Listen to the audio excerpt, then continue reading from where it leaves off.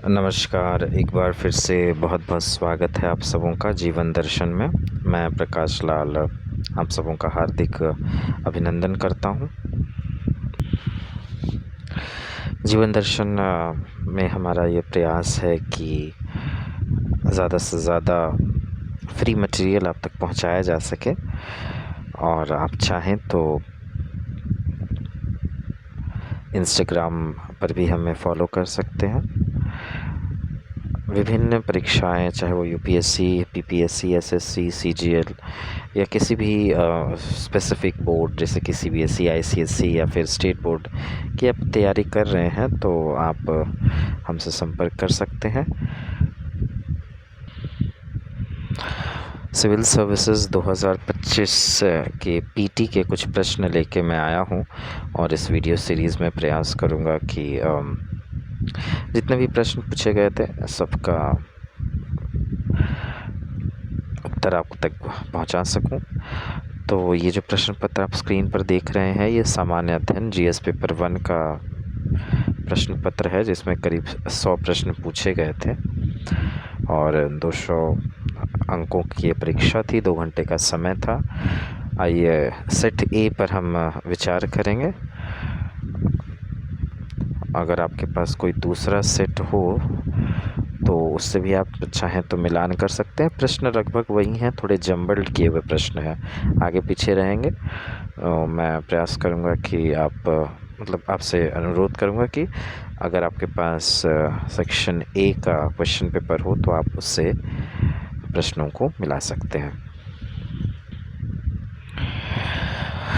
बात अगर की जाए एनालिसिस की तो देखिए मुझे लगता है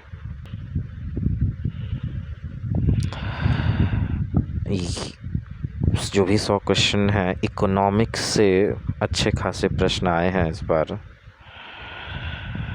और हिस्ट्री से भी काफ़ी अच्छे प्रश्न आए हैं। साइंस एंड टेक्नोलॉजी से भी काफ़ी ठीक ठाक प्रश्न हैं।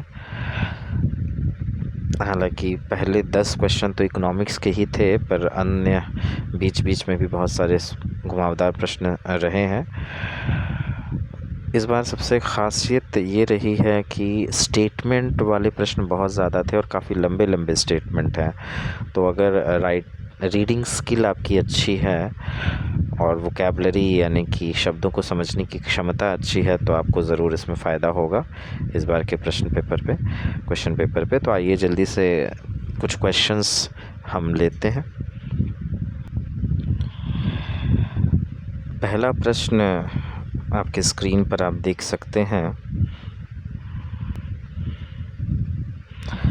Question was, with reference to investment, consider the following: bonds, hedge funds, stocks, venture capital. How many of the above are treated as alternative investment funds? AIF. AIF के बारे में थोड़ा सा जानते हैं। ऑल्टरनेटिव इन्वेस्टमेंट फंड यानी कि AIF।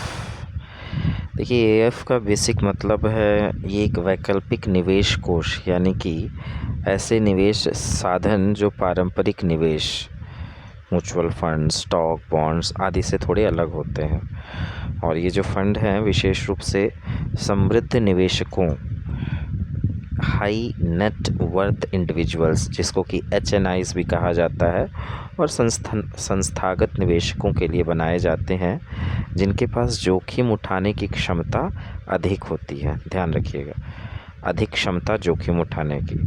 और भारत में AIF को सेबी के द्वारा 2012 में नियंत्रित किया जाता है। करीब 2012 से सेबी ही से नियंत्रित कर रहा है। सेबी जिसका नाम भारतीय प्रतिभूति और विनिमय बोर्ड है, इससे रिलेटेड बहुत प्रश्न आपको आएंगे। सेबी के बारे में आप जानते ही होंगे, फिर भी मैं प्रयास करूंगा कि बीच बीच में बताता चलूं आपको। AIF मुख्य श्रेणियां इसकी देखिए 3 होती हैं। एक होता है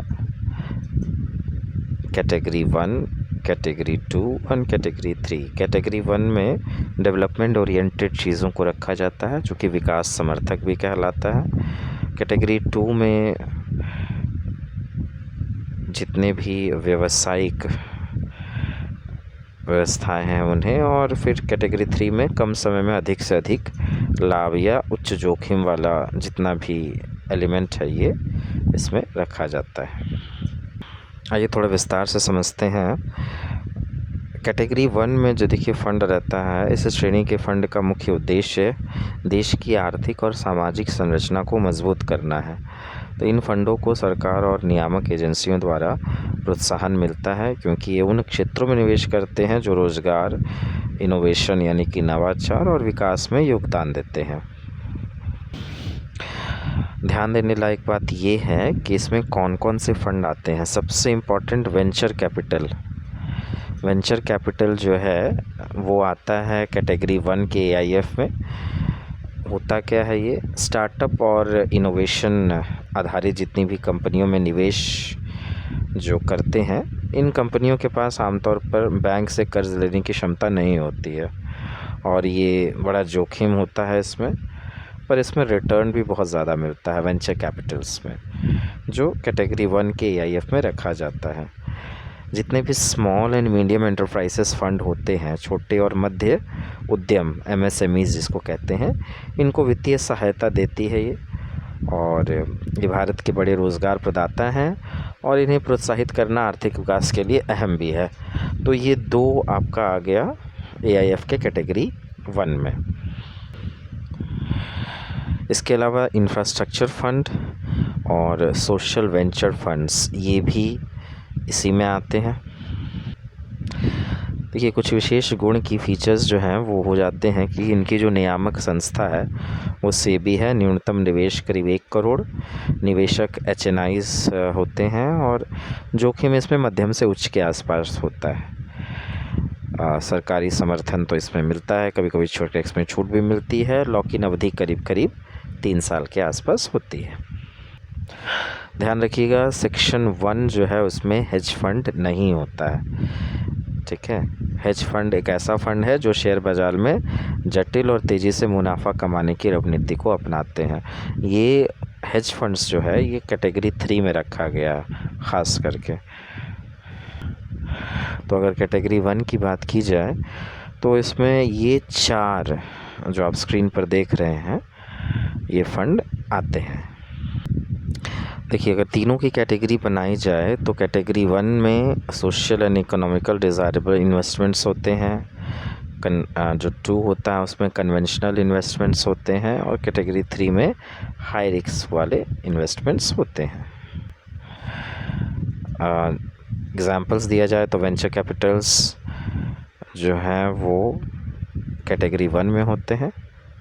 private equity funds, date funds और फंड ऑफ फंड्स ये रहते हैं सेकंड वाले में, और हेज फंड्स जो हैं वो थर्ड वाले में रहते हैं।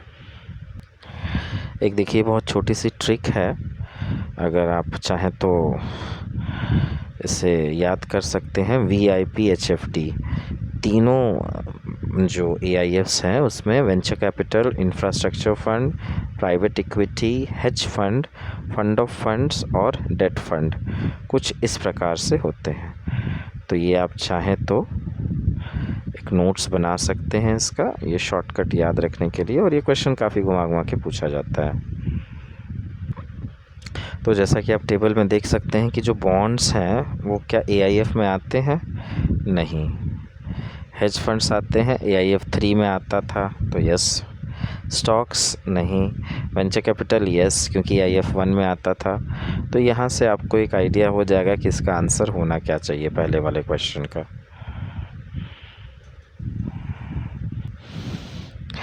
उसका आंसर होगा answer B, only 2। Hedge funds and venture capital funds are classified as AIFs. Bonds and stocks are not considered as AIFs.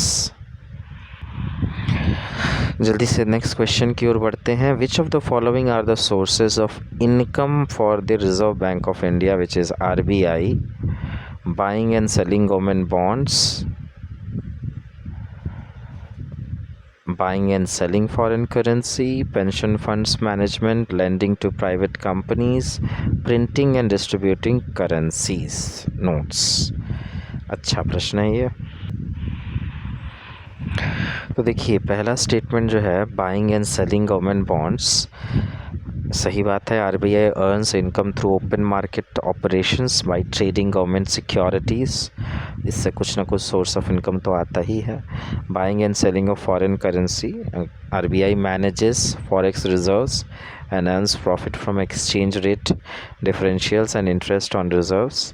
जो भी ख़रीद फ़रोख्त होती है फॉरेन रिज़र्व की, फॉरेन करेंसी और एक्सचेंज की, उससे भी कुछ सोर्स ऑफ इनकम आरबीआई को हो जाता है। पेंशन की बात की जाए तो देखिए ईपीएफओ पेंशन को जनरली देखती है, ईपीएफओ नाम की संस्था है। RBI does not earn major income from pension fund management, it may assist in managing funds but it is not a significant revenue stream, so it's not a primary source. और ऐसे भी RBI देखती नहीं है इसको, EPFO देखती है।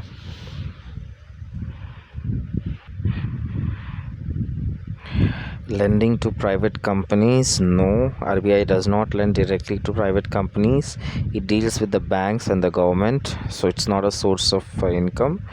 Directly तो RBI पैसे देती नहीं है किसी को, थ्रू कमर्शियल बैंक्स देती है, तो इसको डायरेक्ट अर्निंग उससे कुछ भी नहीं है।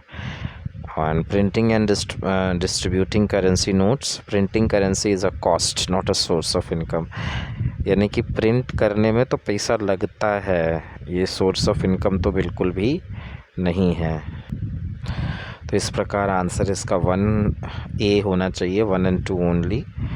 RBI earns income primarily through interest on government securities, trading in foreign reserves and lending to banks, not the private companies।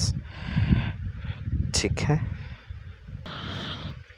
The next question, which was question number 3, a very interesting one, I would say, that with reference to the Government of India, consider the following information: organization, some of its functions, and it works under number 1, Directorate of Enforcement of the Fugitive Economic Offenders Act 2018, Internal Security Division 1, Ministry of Home Affairs, okay। Number 2, Directorate of Revenue Intelligence enforces the provisions of the Customs Act 1962, Department of Revenue, Ministry of Finance।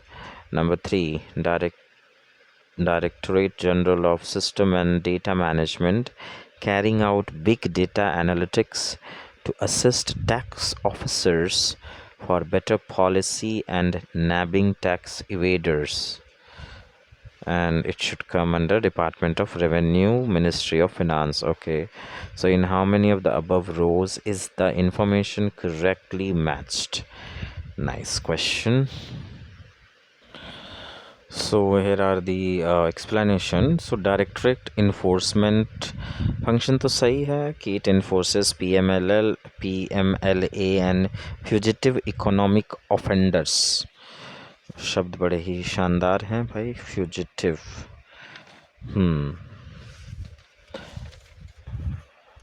भगोड़ा, आर्थिक अपराधी अधिनियम 2018। सो ठीक है। Ministry गलत दी हुई है, ministry यहाँ होम अफेयर्स नहीं होगा। It works, this department works under Department of Revenue, Ministry of Finance, not Ministry of Home Affairs. So it is an incorrectly matched one, the first statement. Second was Directorate of Revenue Intelligence, which is DRI. So yes, enforces Custom Acts 1962, ये बिल्कुल सही है। Some of its function, this function is correct। And Department of Revenue, ministry of finance, बिल्कुल इसी के अंतर्गत ये आता भी है। और बात की जाए अगर थर्ड वाले की, तो directorate general of system and data management assist with IT analytics and tax evasion tracking, correct function। And the Ministry, Department of Revenue, Ministry of Finance, it is correctly matched। So option B should be the correct answer, only 2।